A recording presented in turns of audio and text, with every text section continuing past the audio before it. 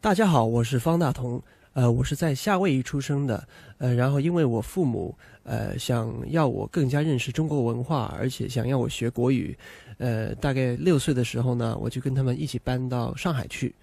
然后在上海呢住了6年左右，之后也住过广州2年，然后这几年大概8年左右就一直住在香港。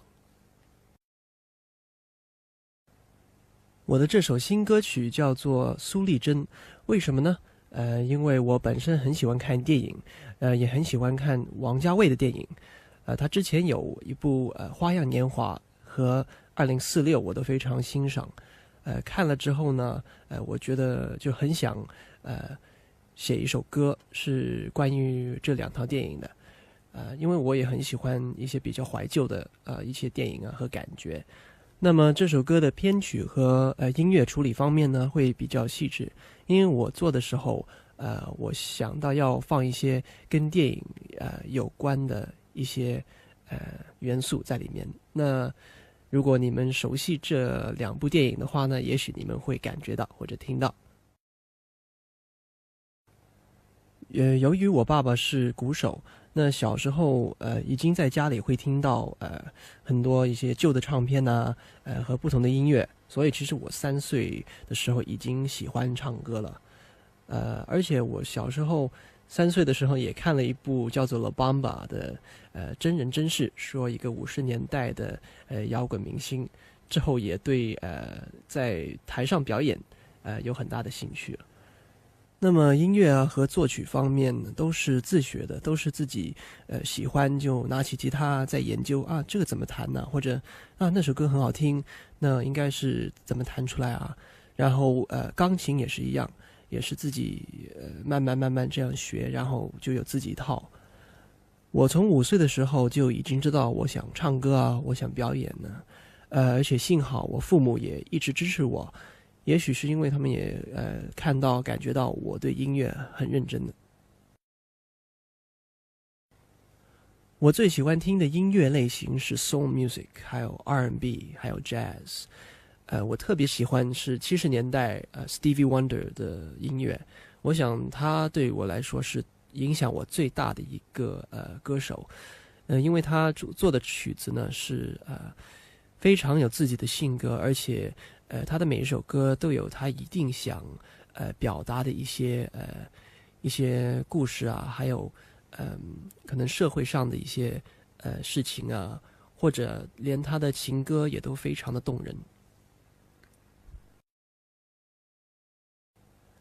我听国内的音乐是比较少一些，就算有时候我听到某一首歌我觉得很好听，不过也不一定知道是哪位歌手的。其中我听西方音乐听的最多。不过国内歌手来讲，我喜欢听李泉也很喜欢听崔健。我是一个什么样的男孩子？我觉得我是一个会比较害羞的一个人吧，而且会有，就是我其实可以有很多不同的性格。当然不是说我精神分裂不过我有很多不同的朋友，不同年龄的朋友，还有不同文化的人，所以我会跟他们一起的时候，就是可能某一些人是比较认真那我也可以跟他们一起认真。有人会比较可能玩一点顽皮一点我也可以跟他们一起顽皮一点。还有我自己是很喜欢看电影的。我喜欢一些比较静态一点的活动吧。因为我也不喝酒，所以我会就去一些好像 club 那些地方我也不太有兴趣。我最喜欢是去一些coffee shop， 一些咖啡店，特别是很舒服的，而且可能它装修会比较有特色的一些，然后坐在那里和朋友聊天我是最喜欢那种环境。我17岁的时候把我的 demo 发给不同的唱片公司，华纳是其中有回应的一个。那我和他们开了几次会以后，也觉得应该如果签了他们的公司，会很放心。那我们开始谈签约，就谈了2-3年左右，刚好差不多要签的时候呢，就华纳的高层人事有些改动，那么就要从头再谈过。那我们又谈了2年左右，终于都签了，然后签了就做唱片，然后就05年出了我的第一张 Soul Boy。我的新专辑也是我的第2张专辑，也许会在7月啊8月份的时候推出。唱片的名字还没有改，倒是你们再留意吧。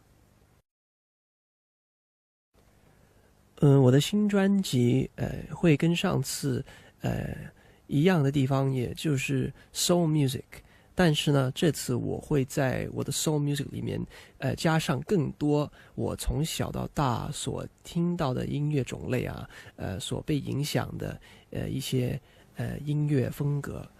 还有的就是我的上一张唱片 Soul Boy， 会比较 chill， 会比较轻松啊，会比较静态一点。我在第2个唱片里面想有点不一样。